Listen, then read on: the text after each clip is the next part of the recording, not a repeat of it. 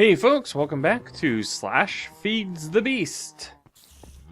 I'm actually recording this the same evening as the last one, and I'll show you why. I made myself a new sword, Disjunction 3 Looting 3. Great against the Endermen, and tons of Ender Pearls. I got 9 Ender Pearls off of like 3 or 4 Endermen, so I was able to finish the tesseract by filling up one of these unattuned tesseracts. So I've made 2 of those, got my chunk loader all set to go, got my liquiduct, so we're going to go, I believe I also have, I need some levers, we'll go ahead and get those out right now. We also need to get this properly going. Let me show you this first. Keep getting distracted by different things. I've hollowed this out. Eventually I want to put a tank of lava under here as well, as the one that we're building out at the quarry, so they can feed up into this area. That'll obviously require a 3rd tesseract for that, or possibly just shifting things around when the quarry is done. We will see how that goes. But first, I need to get myself a magmatic engine. I think we're just going to go ahead and take this one. Whoa! Got some lag there. Yoink! Alright. Let's get into the Nether. And get this thing hooked up.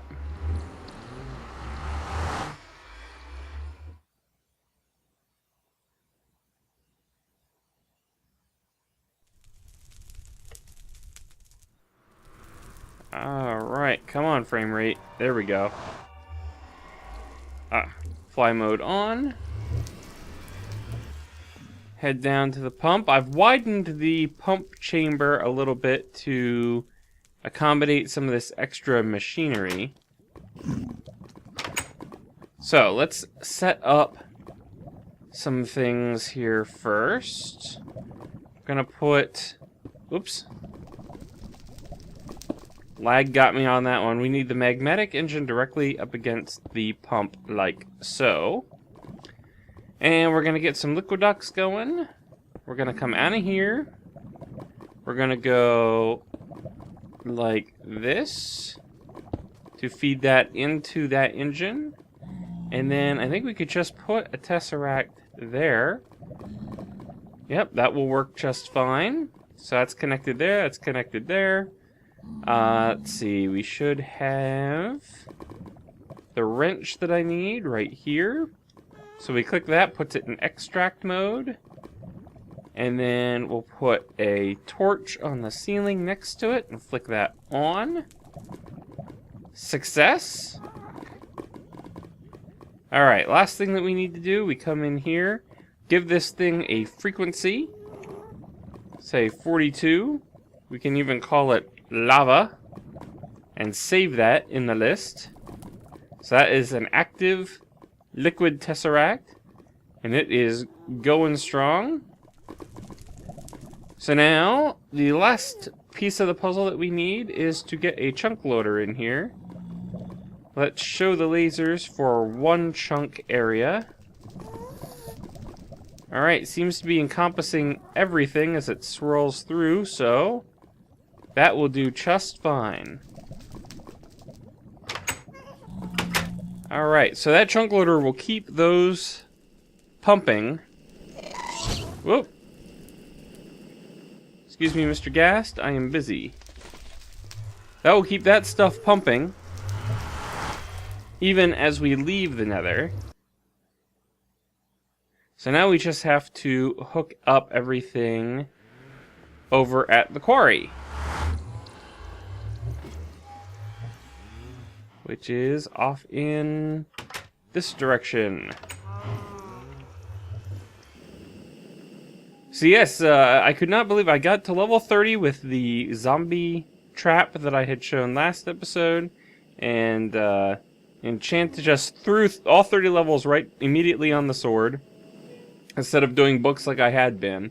And I could not believe getting Disjunction 3 Looting 3. It was exactly the sword that I needed for my needs. And no, I didn't cheat to get it. I know that it seems unlikely that I'd be able to get that, but I did it legit. You can take my word for it. It would not be fun to not earn it properly. Now, let's get this on here. Alright, now, as soon as we flip this here, sure enough, lava comes pouring right out.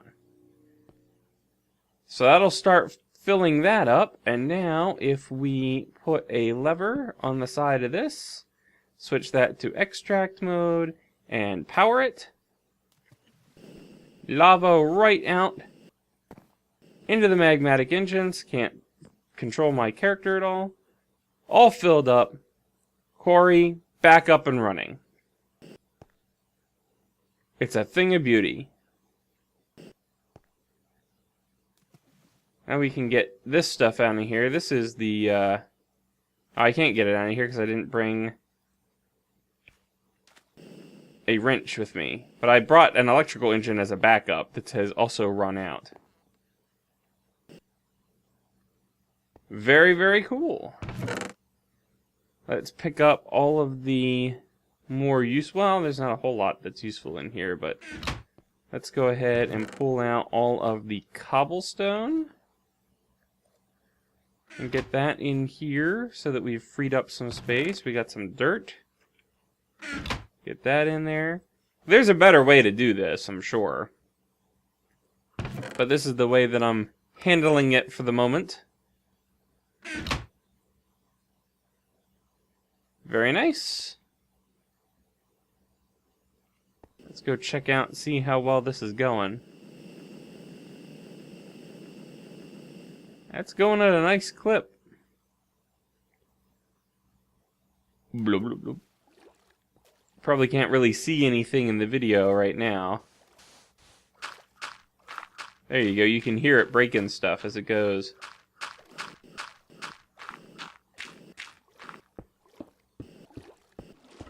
Alright, oh, I'm dying. Whoops! So that's going at a good clip. That will get us a lot of good resources. And I love that the lava provides light, even though it's in the pipes. I think that is very, very cool. What kind of rate are we gaining here? Not bad. There's 100 buckets of lava right there. Yeah, that's gaining at a very fast rate despite the magmatic engines going. So that shouldn't be a problem for us at all. Cool.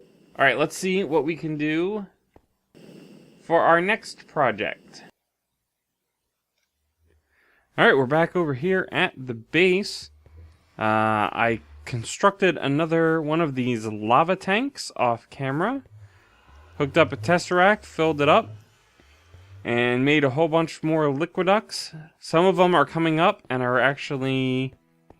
Let me take a peek behind the curtain. They're all running into these geothermal generators. So they are nicely powering our... That's not where those were. Let's get those back where they're supposed to be. There we go. So they're keeping these MFEs nicely charged. Might soon want to look at upgrading them to MFSUs because of all the power we've got here.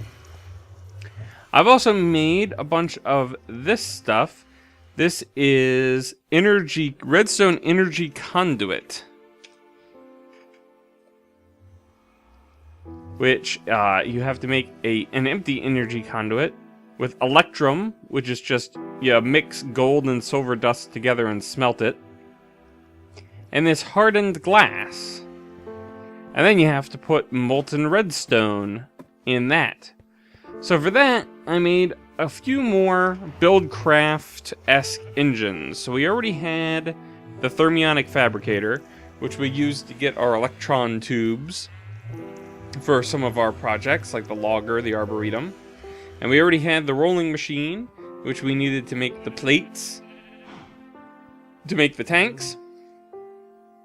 The induction smelter, is what we use to make the hardened glass. You pop pulverized obsidian in one slot and lead ingots in the other slot. I think it takes 2 obsidian and 1 lead. Gives you, or either that or it's the other way around. I can't remember what the ratio is. But that gives you 1 hardened glass, which you can use in a couple of different recipes. And I think you could just place it as well. If you just want a blast-resistant glass block. So that's what the induction smelter is for. It runs off of MJs. We also have an igneous extruder here, which you put in water and lava, and you choose whether you want cobblestone, smooth stone, or obsidian, and it will manufacture it in here. This I don't think actually takes buildcraft power. I think you just put the items in here and it goes. It looks like it's part of thermal expansion. It's got the configuration here. You can set it up so that, okay, I'm gonna send, you know, stuff in blue and pipe out orange or whatever. Very cool. And then the redstone controls. This is the magma crucible. This is what I use to melt down redstone dust to make these energy conduits. Let me open that back up again so you can see. The energy conduits connected to a buildcraft engine, something providing MJs, Minecraft Joules. And in order to, so that is what melts the redstone, fills up in this container. But you'll note I have orange output on the right-hand side. Right-hand side is this box, accepting blue input on the left-hand side. So it just fills this up straight from here. And here you can see some of the molten redstone. How cool that looks in there. So you make those conduits with the electrum and the hardened glass. You stick them in here, and it automatically fills it up using the MJs from there. And then I move the carpenter over here. So, let's see. Oh, I also did a couple of other things in terms of automation in this place. As I was waiting for the quarry to finish, I have a diamond pipe here, taking a whole bunch of non-smeltable things and sending them off to this chest. By default, things go in to be smelted, and a few things that I have no use for, like sulfur dust and for cesium, because I don't plan on doing anything with force fields in the near future, get piped over here into a stack of hoppers. It comes down to a recycler, which I don't think I had in place in a recording yet. So I'm talking about it for the first time here. A recycler takes whatever you throw in it, and it has a chance of producing scrap. Now I'm piping the scrap out into another new item. This is called a packager. It's a very, very cool thing. It takes some weird components to make. And I'm not sure which mods they're from, to be honest with you. But you have to make this craft packet maker and craft packet stamper, which are pretty easy. This is a piston and a crafting table with some cobblestone. And this one is the same thing, but with some extra iron in there.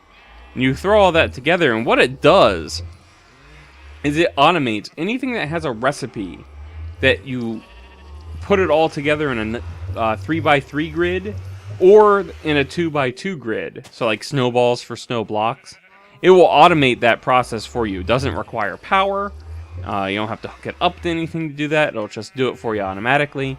So with the scrap that the recycler produces, I feed into here, and when it gets 9, because if you fill a crafting grid with scrap, it will produce a scrap box. Scrap boxes are about the craziest item, I think, in the game. You equip it, you right-click. That's actually scrap. Okay, that's weird. Right-click again, that's still scrap. Okay. Scrap, scrap. Oh, wait, that's zombie flesh. Okay, that's a plant ball. That's a piece of gravel. That's some more scrap. And some more scrap. So that's just fun. You know, your wasted things. Boom. you can toss out. Oh, what did we get this time? We got some brass dust. Fantastic. Let's smelt that up. Have anything in here to take up? No, I do not. But that's just a lot of fun. Anything that's useless to you, you can pipe in here and have it recycle it. Let's throw this gravel in. I don't really need it. It only has a chance to produce scrap. You don't get it every time. But if you really wanted lots of scrap, you could make a. You could use this igneous extruder over here. Hook it up to a water source and a lava source, and have it produce cobblestone all day. Pipe that into the recycler. The recycler kicks the scrap out, and you can either make a whole bunch of scrap boxes. Most of the time, you get scrap back, or you get something mostly useless. Every once in a while, there's minuscule chances that you might actually get something very cool. Or later on, end game content, there's a matter fabricator in the game that will produce UU matter at the cost of large amounts of energy. And if you give it scrap, then it will produce the UU matter at a lower energy cost. So that's kind of neat. But yes, I've actually, off camera, I AFK'd for quite a bit. I let the quarry completely finish, go all the way down to bedrock level. Got 39 diamonds out of the deal, and a whole bunch of other good stuff. You can see I got 12, almost 13 stacks of silver. I got 16 stacks of tin, 5 gold, practically 30 of iron, copper, 5 copper, 3 zinc, almost 12 aluminum, a bunch of lead, and I've used some of that, lots of lapis. So the quarry has paid off quite nicely. I actually had to separate out the bees that it was picking up, because it was picking up a whole bunch of these rocky bees. So, despite my my previous anti-bee stance, with all these bees, I might have to actually start getting into the bee thing. We'll see what happens. I'll have a lot of generic bees feed the beast to catch up on, I think, before I can even think about touching that. Alright, we are going to craft one of these here shortly. It's an industrial craft item. I think it's a Greg Tech thing. But we're going to wait until after a quick commercial break. So, see you in a bit.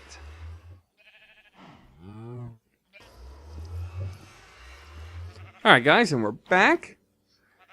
Now you may be wondering what it is we're going to craft, and it's an industrial centrifuge. Pick that right up out of there. It was a lot of fairly fancy parts, advanced circuits, advanced machine blocks, and I believe an extractor in the middle. Hit R, we'll get the recipe. Yeah, we got an extractor, refined iron, all sorts of different options that equivalent to advanced machine block, equivalent to advanced circuit. There's a whole bunch of different ways that you can do it. That gives us this industrial centrifuge. Now, what is this useful for? Well, let's see if we can find a place for it to live. Can we put a cable right here? Yes, we can. Oop, turn the jetpack on. Let's go up and get some cable as well. Do I have any covers in here? I have one. And that. So we shouldn't need any of those. What did I come up here for? Oh, cable, right. Let's bring those down. My shift key seems to be a bit stuck today. I'm clicking on stuff and it's shift clicking, and I'm not expecting that. But it says, if I hover over it here, it says max EU per packet in 32, so we need to run it off of this low voltage line that we got going here. Put that there. Put that there. Industrial centrifuge. So, why are we crafting that? Well, there's a whole bunch of different things that you can do with an industrial centrifuge. It can make use of many of the dusts and other miscellaneous items that you pick up.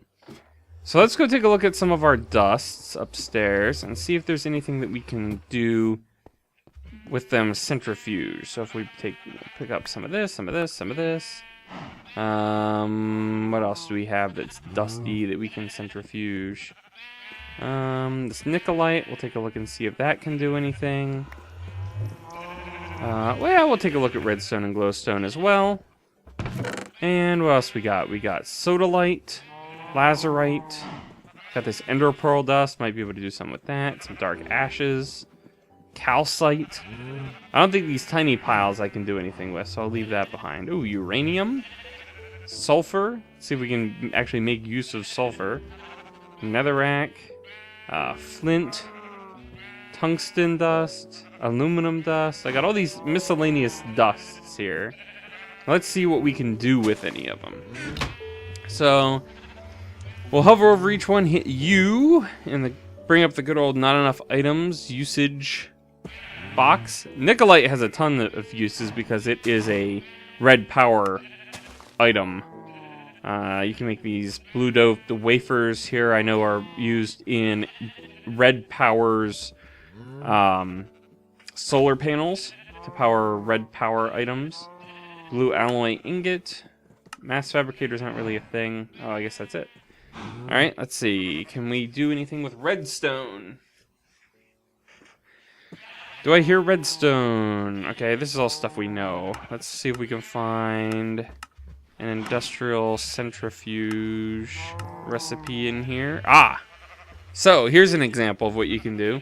10 redstone dust in the industrial centrifuge, and 4 empty cells from tin. You can get 3 mercury cells, a silicon cell, some pyrite dust, and some ruby dust.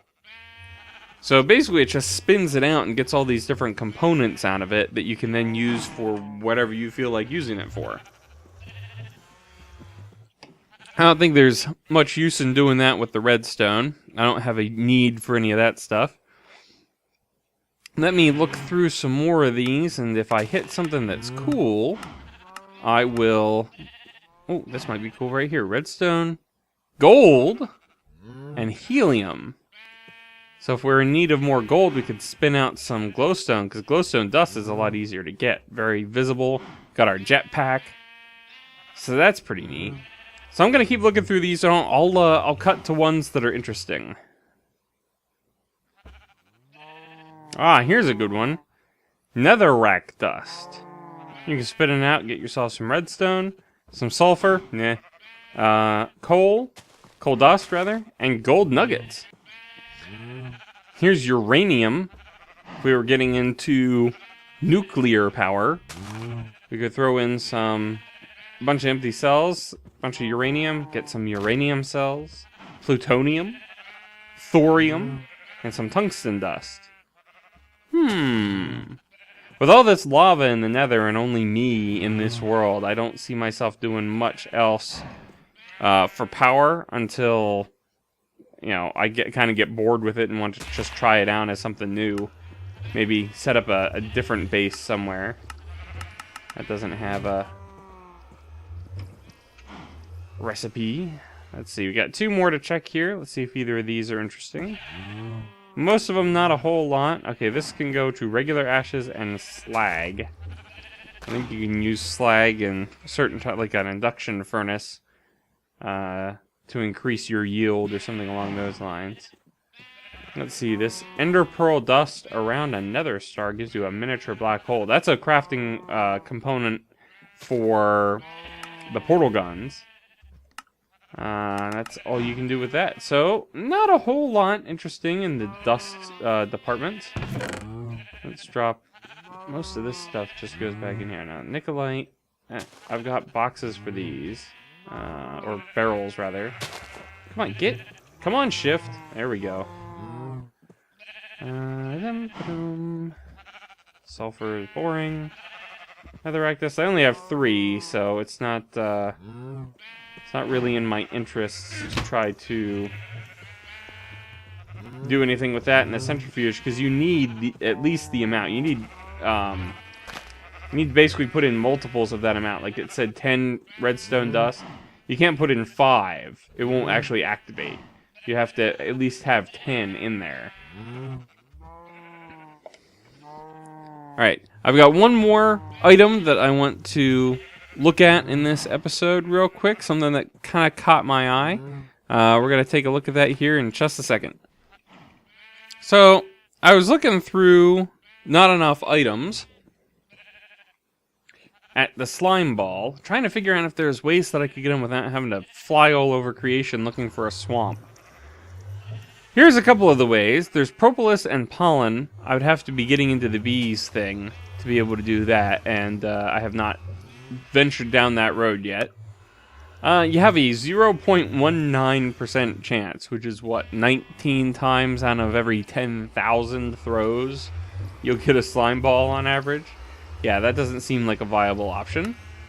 There's a crystallizer with lime dye and milk, which I find interesting. And you can centrifuge the magma cream back out into this. Now, this is actually what I'm interested in, because this is where you can get the fire resistance, which I want so that I can go farm a bunch of blaze rods. So that's the opposite of what I want. And then centrifuging out a mucus comb, which again is a bee thing. So the crystallizer seems like the best bet. Now I'd have to go find myself some cactus. The forest drop is also an option, but that again is a bee thing. So I'd need to find some cactus to cook up to get myself some lime dye. But I figured, let's go ahead and make a crystallizer. It's very, very cheap. It's a stick, some string, and a cauldron. So now we have a crystallizer. I've never seen this in anybody's videos, so I'm very curious what the deal is with it. And I think we're going to just stick it down here somewhere. Maybe next to this other packager. I have this here for the dusts. So if I get like 4 dusts... Oh, let's throw this in the extractor while we're here. Oh, actually, can you centrifuge this? Can I get more sticky or little rubber balls out of this if I centrifuge it? A little sip of green tea. Yes. Oh, wow. So 4 gives you 14 plus some plants and a plant ball. That seems like a much better option. So we're going to throw that in there and let that centrifuge out. The only problem with it is that it's a very slow process and there's no overclocking. Like here I had overclocked this extractor and got it going very quickly. There is no overclocking process for this centrifuge, so this is another way that Greg has decided to make life a little bit more difficult with his tech. But it's worthwhile, I guess, because I'm getting some horrible frame rate. Sorry if that's coming through in the video. That goes in there. I've decided this base needs to be temporary. I'm already overflowing sort of in the way that I've got things stored. It's not stored in a very logical way. I mean, I can find what I'm looking for, but I mean, you saw how many chests I opened before I remembered that I have a barrel for rubber. So I think what I would like to do, I don't know if I want to do this necessarily on camera. You can let me know in the comments if this is something that you think would be interesting to watch, or if you just want me to do it off camera, but I looted a bunch more of these ender pearls.